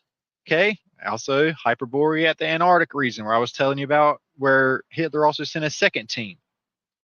The same one used by Kong and Godzilla versus Kong. That's actually seen in that movie. Then we have this from 1946 to 1950. Shinu and Godzilla fight repeatedly. This is where I was telling you guys. During this time, you have this period that happened after the bombings of Hiroshima and Nagasaki, where apparently everyone comes together and they started wanting to explore explosives in the bottom of the Pacific Ocean. So, what do? In a short period of only about 15 years, they drop over 120 hydrogen bombs, carpet bombing the bottom of the Pacific Ocean, leaking nuclear radiation all into the ocean. Okay? Is what took place there. All right? You need to know that. That happened in real life. They had all that bombing that took place out in the middle of the ocean. I'll show you guys some of this. Okay? Just so you see that I'm not blowing steam, because there's some people like, oh, atomic bomb this, nukes this, they're not real, this ain't real. Well, I want to show you how real and true a lot of this stuff truly is. Okay, watch. Okay,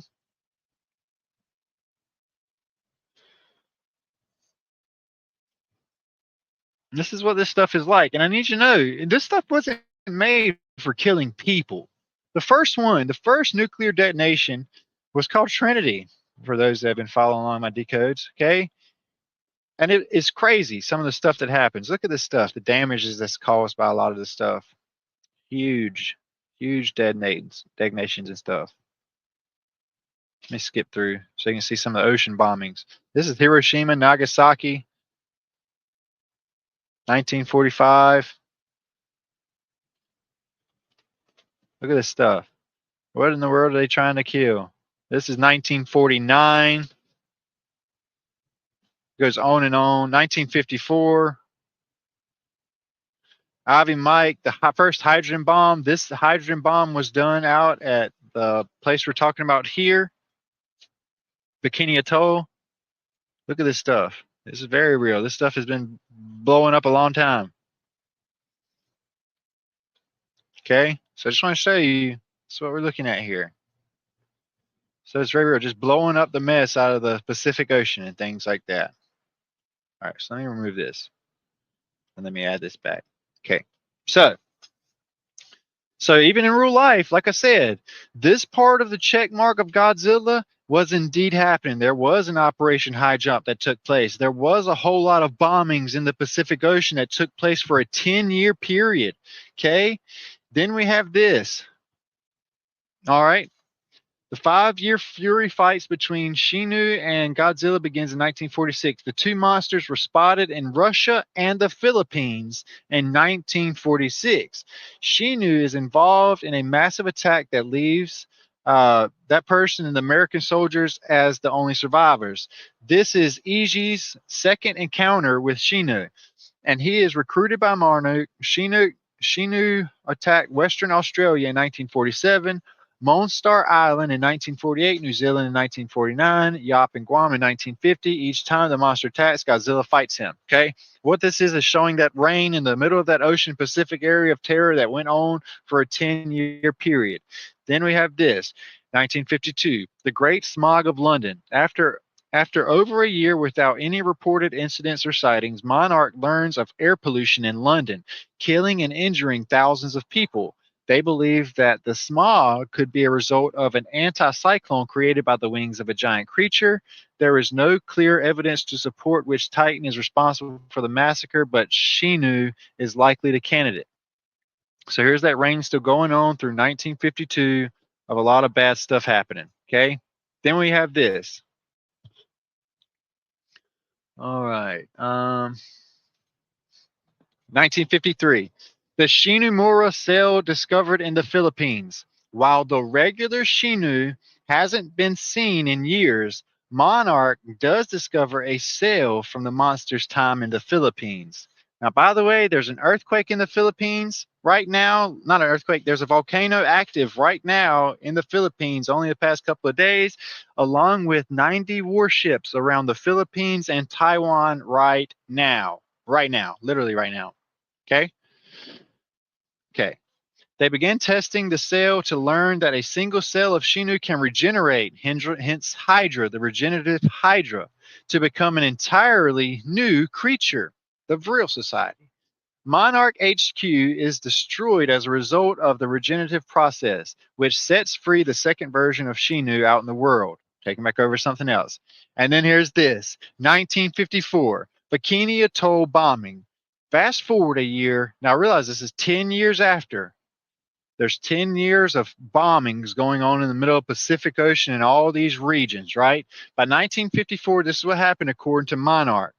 Bikini Atoll bombing. First, fast forward a year, and the two Shinu combined into one being on Monster Island as usual. Godzilla arrives to fight the monster and splits them apart using his atomic breath. The action kills one of the Shinumura, but the second one escapes. Godzilla follows, but only after being seen by Monarch, which marks their first official documentation that he exists. Both creatures are lured to Bikini Atoll, and the Castle Bravo nuclear device is detonated, while the bomb is successful in killing Shinu and unsuccessful in with Godzilla. Pause. I need to find something that happened in 1954 with this whole area here. Let's see what we can find. Okay. Man, I've got so many tabs. Boom, boom.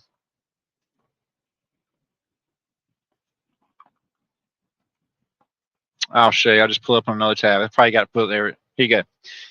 Bikini Atoll, 1950. Woo! 54. Proving grounds. All right, check this out. Once again, here's what we're following after. According to this movie, 1954, they lured the monsters to Bikini Atoll and detonated a hydrogen bomb to kill them both. Let's see what happened in real life. In 1954, in real life, the U.S. detonated the world's largest nuclear device, period. The hydrogen bomb. Bravo. Bravo, we did it. At Bikini Atoll as part of Operation Castle. Okay? What happened here was literally the Bravo bomb was 1,000 times more powerful than the bombs dropped in Hiroshima and Nagasaki. 1,000 times more powerful. It was detonated on the reef surfaces, creating a crater that was a mile wide and 200 feet deep. Why in the world would they need to blow up something like that? Well, figure it out yourself, okay? 200 feet deep. Okay? Now, I need to know this, all right? They called this place the Proving Grounds. What were they trying to prove? What were they going up against? What in the world was happening there at Bikini Atoll, Bikini Bottom, 200 feet down at rock bottom? Well, I believe what happened was exactly what's said here, okay? I believe that skirmish that happened out in the middle of the ocean, well, I believe it ultimately led to this bombing that took place in Bikini Atoll, the world's largest nuclear device set off that's 1,000 times stronger than Hiroshima and Nagasaki, that blew a crater 200 feet deep into the middle of the Pacific Ocean at Bikini Atoll. After that, what do? We continue carpet bombing for a long time after that as well, chasing something around in the bottom of the ocean. Okay? Strange. Strange that in here you have that Bikini Atoll bombing, and in real life you have just that, the Bikini Atoll bombing of the biggest bomb you have seen. Okay? Now, I want to get to some other places. All right, Skull Island. I've noticed my time is just really going by, so I want to skip to some major points, okay?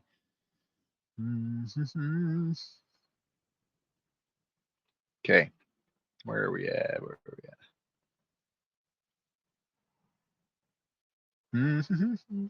All right. real quick, I just want to show you something that I figured out because I don't know if I want to stay on this timeline so much with all these others filling in the gaps. So what I'm going to do is move forward. Okay, I want to show you something crazy. Okay, in Godzilla, the 2014 Godzilla, which is right here, this Godzilla, the one I told you guys to watch the other day in preparation for this. In this one, here's what takes place. All right, this is the first Godzilla series of this one that takes place after all that other stuff because we know Godzilla minus one actually pictures what takes place in Hiroshima and Nagasaki with them bombing during that whole thing, during that whole Japanese war and stuff. And that was a smaller Godzilla who went into hibernation and was fed nuclear waste for almost 45 years by our governments and things to prepare himself for the final and upcoming battle that he's up and facing here shortly. Okay? So what's been taking place. Well, in this movie, here's what took place. Let's see. Let's get down here to the plot. In 1954, where we were just talking about Bikini Atoll, they bombed all them. Godzilla, an ancient prehistoric reptile creature, was accidentally awakened by an American submarine reaching the bottom of the ocean. Throughout the so once again, you have him bombing, okay, and then you have this whole thing picking up with him being awakened again. Throughout the mid 1950s, the United States and Russia militaries attempted to kill Godzilla through the use of nuclear weapons in the bottom of the ocean. However, Godzilla survived every attempt, and the operation was covered up under the guise of atomic tests, keeping his existence hidden from the general public. Film footage shows the preparation of detonation of the nuclear bomb at Bikini Atoll, which took place in real life. 45 years later, like I said, 45 years later after Bikini Atoll, here's what happens in that 666, the mark of the beast upside down inverted.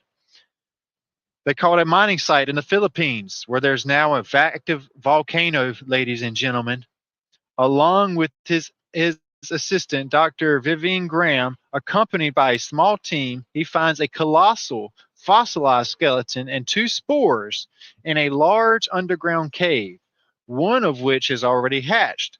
Upon noticing the spore breach, the team then comes across a nearby tunnel extending up to the surface, appearing to have forcibly been bored out of the cave. At the exit, they find a massive trail leading out to the ocean. The other spore, still unhatched, is taken to Mount Yucca in Nevada, United States, where it is stored in a nuclear waste repository. Days later, Japan and a nuclear power plant located in Janjira starts to experience seismic activity, is what they call it. Nuclear physicist and plant supervisor Joe Brody and his wife, Sandra Brody, make their way to the power plant. Sandra assembles a team to perform a damage check under Joe's supervision. The power plant is soon breached by an explosion and radiation leak, killing Sandra and her team, leaving a heartbroken Joe and his son Ford alone and bringing the entire area to ruin. Okay, so here's what happened here. In this scene, this is so important, guys. In this scene, here's what happened. They experienced some seismic activity they thought was an earthquake over there in Genjira, Japan, Tokyo, Japan, that area by the sea I was telling you about. And in this facility, okay, they found these spores, these huge spores, titans, and one of them had hatched and went out into the ocean, this huge titan in the ocean. The other one they took to Yucca, Nevada, to a radiation storage facility so they can feed it radiation so it can survive. Fun fact, that exists.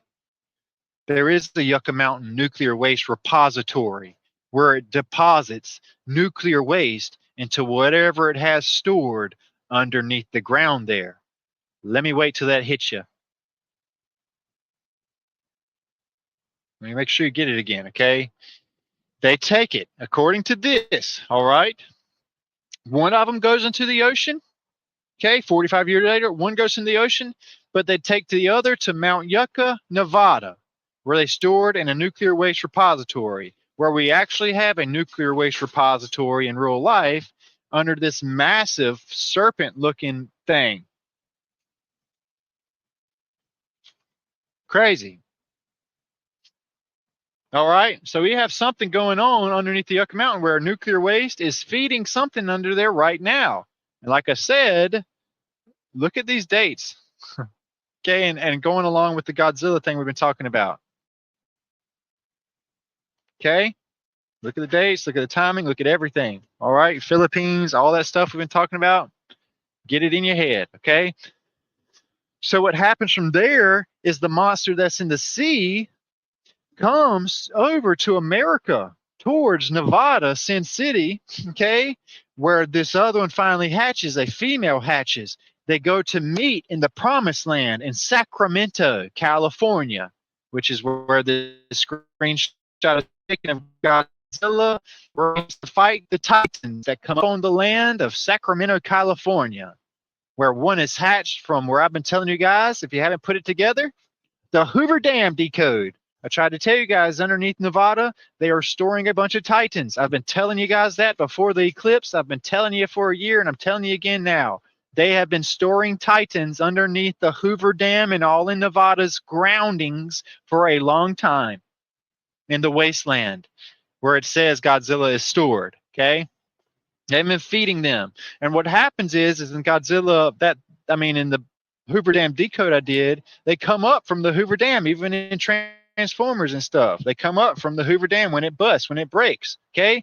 It'll come out of there and go towards Sacramento, California. And this is where the first fight takes place in the Promised Lands on the shores of California. Okay? So there's that. That's a real life thing actually happening. Let's go on even further. So I wanted to show you that because this is the first movie and that stuff actually happened and you actually see that stuff in real life going on here. Okay. So I can exit out of that. And really, ultimately, I can exit out of this because you get it. But the main thing is this.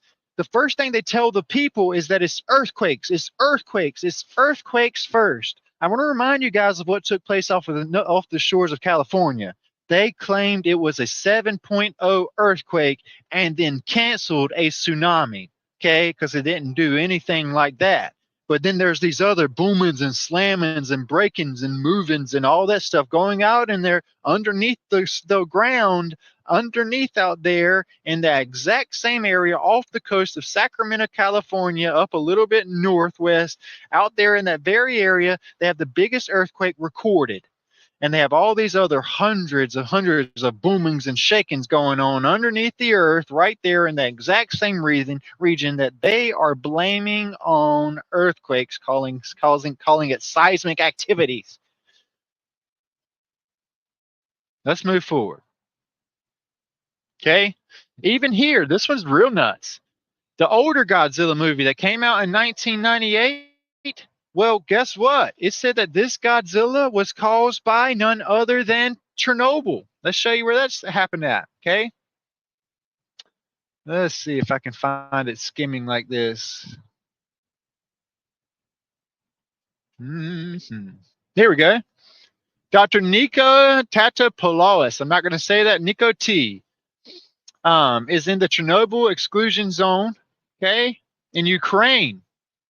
Do you know Chernobyl means literally wormwood? By the way, wormwood in the Bible is said to cause some kind of serious, okay? And what that is it causes 1/3 of the land to dry up, 1/3 of the fish to die. It causes the ships, 1/3 of the ships at sea to be destroyed, is what it says. It says wormwood. Chernobyl is going to cause that, okay? What happened during Chernobyl was underneath a nuclear facility, they have a collapse and a bunch of other bad things happened. Something moved underneath the nuclear facility, causing a bust of Chernobyl that went out and killed a bunch of people, and along with spewing out and killing a lot of the waters and stuff, causing bitters and all of that stuff. Wormwood, Chernobyl, okay? This woman here, Mary, would you believe it that Mary wrote this? Mary Myko, she wrote a book called Wormwood Forest. And the name of the star is called Wormwood. And the third part of the waters become wormwood. And many men died of the waters because they were made bitter. But the rest of that comes where it talks about the ships of the sea getting killed and destroyed and all those other things. It says it's called by wormwood, which literally says that it's a mountain tossed into the sea. Put those together how you want to, okay? But Chernobyl was a real event that happened, which is where wormwood comes from. The nuclear power thing that causes all this stuff. Well, this nuclear facility is based where all this war is taking place right now, okay? over there in Chernobyl, Ukraine, and all that stuff, there's apparently some type of Titan that's underneath there as well, waiting to come up. Remember, at the beginning of this video, I showed you where it shows they have tunnels underneath there where they can come up at different points in the earth. Okay? Just as it describes in Enoch with the hollow tubes. Okay? So the Chernobyl accident really happened right around 1986, okay, where they have an incident underneath a nuclear facility where it caused a big disaster, and they blame it on he said he did this wrong, and this happened and this happened. Something really, really, truly happened, okay? So I thought that was interesting how this one even tied in that whole thing of Chernobyl, and it was an actual event that really happened in a nuclear facility where they had a destruction that took place exactly how it happened in the 2014 Godzilla movie. Like I was telling you about earlier, him and his wife sent a team in to try and stop something from happening, but an earthquake happens and he has to close his wife in there, because what happens really is you find out that one of the beasts left out from underneath the facility, causing it to drop in and fall in. Okay, next I want to show you this. All right. In the movie Kong Skull Island, you know we got to have fun with our James and John decode, okay? The guy who plays the hero explorer of the island is two people.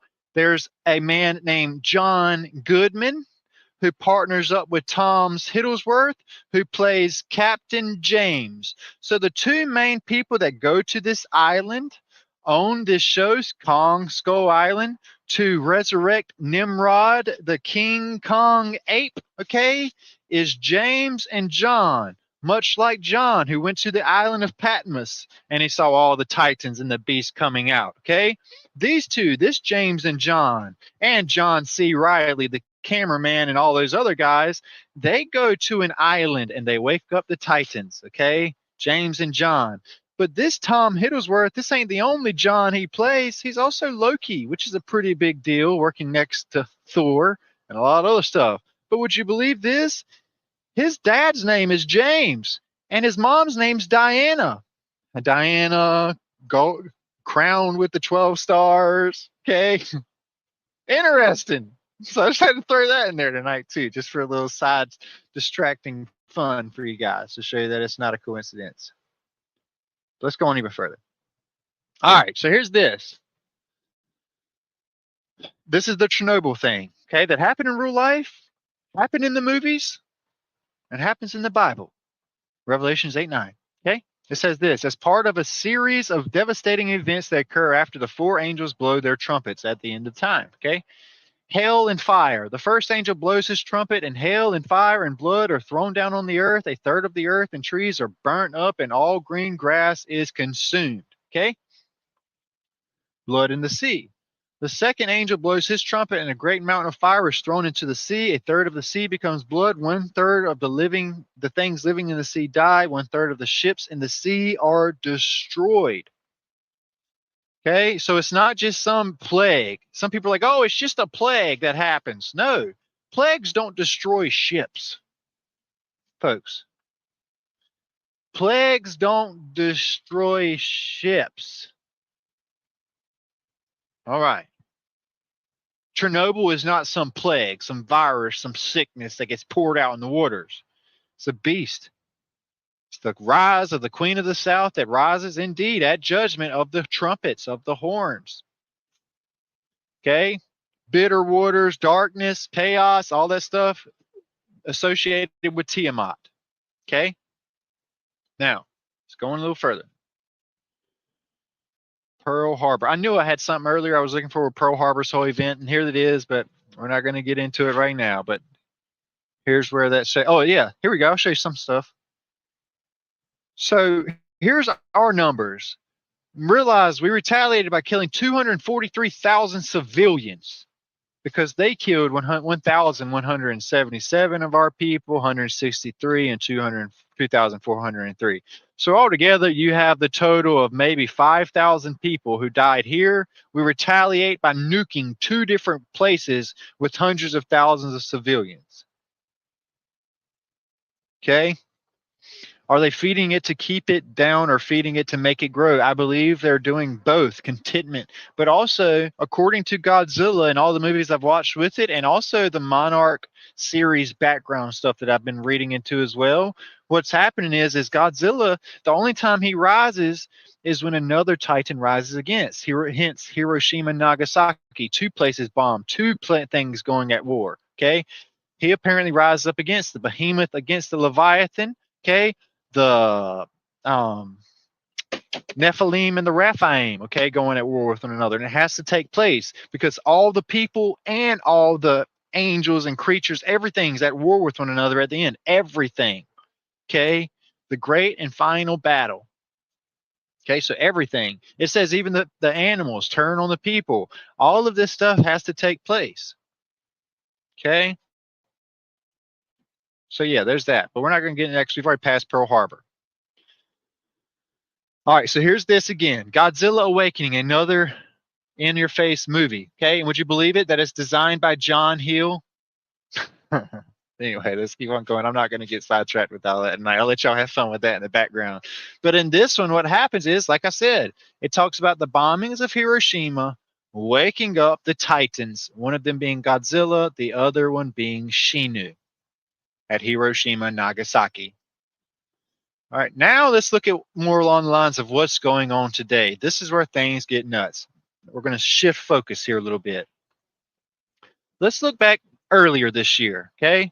Earlier this year, there was a shift taking place in the Pacific Ocean because, like I say, it was a plenty of drum roll that was taking place before that. Hence, the United Nations coming together. Let me tell you, folks, something. There's only two things that the world agrees on. By the world, I'm talking about our world leaders. Number one, stay out of the North Pole and Antarctica.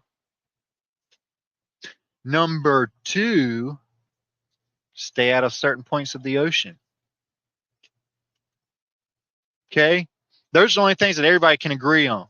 And you know what was crazy is we went from having a search to go into the earth and into the depths of the sea and into the heart of the earth. And after they went in there and discovered what was in there, then we changed focus and we only get into about 10% of what's in the ocean. If that, we're like, whoa, we got to get out of here. So they changed focus from trying to get in the earth to trying to get out of the earth. Now we're trying to get up and out of here because of things they've discovered. Okay.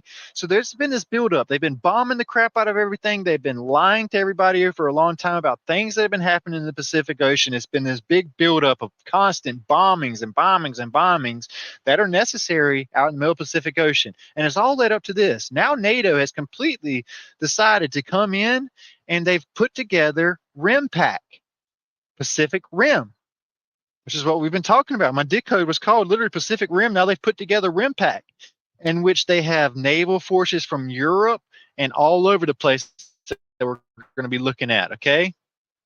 Let's look at some of these places, okay? 30% are from Europe. 30% of RIMPAC are from Europe alone. As the United States increases its military confrontation with China through the new military bases in Guam and the Philippines and more land, sea, and air exercises with countries in the Asia Pacific, the world's largest naval war exercises are going to be held in the mid-Pacific from June 26 to August 2nd, 2024. And NATO is in the middle of it, okay? So you need to know, if nukes and bombs and guns and tanks and weapons and all this stuff are made to go at war with one another, why is everybody that's supposed to be going at war with one another with these weapons, why are they all using these weapons together, trying to teach each other how to use these weapons together against something? And why do we need bombs so big that they blow a hole 200 feet deep in the ocean?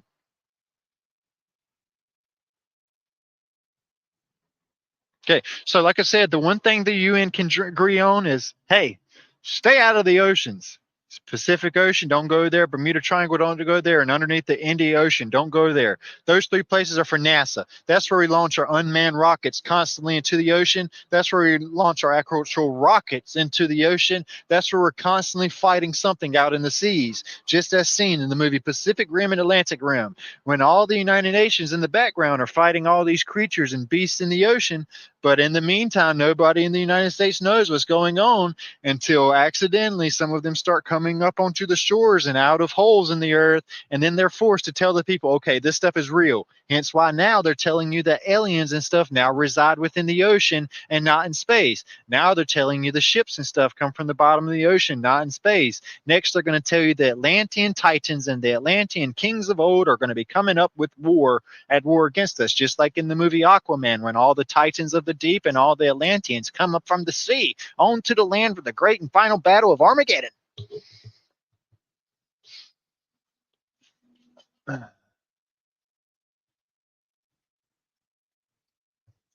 So strange. Look at all those ships. Let's keep on going here. Move on forward, because we got a lot left. Then there's this. Germany sends 2 warships to Indo-Pacific amid China and Taiwan tensions. So now you have Germany joining in with all of this, sending their warships in. And this was still updated around the same time in 2024. Constant action going on out there in the middle of this ocean area. But let's keep on going. Proving grounds, okay, as I was telling you about earlier, is what they called that place in the Marshall Islands where the destroyer, Michael in the Bible is called the destroyer. We have our first Apollo mission, Apollo the destroyer, go to the moon. We have our first ocean deep exploding destroyer mission take place called Mike the destroyer dropped with the key. Michael the destroyer with the key to the bottom.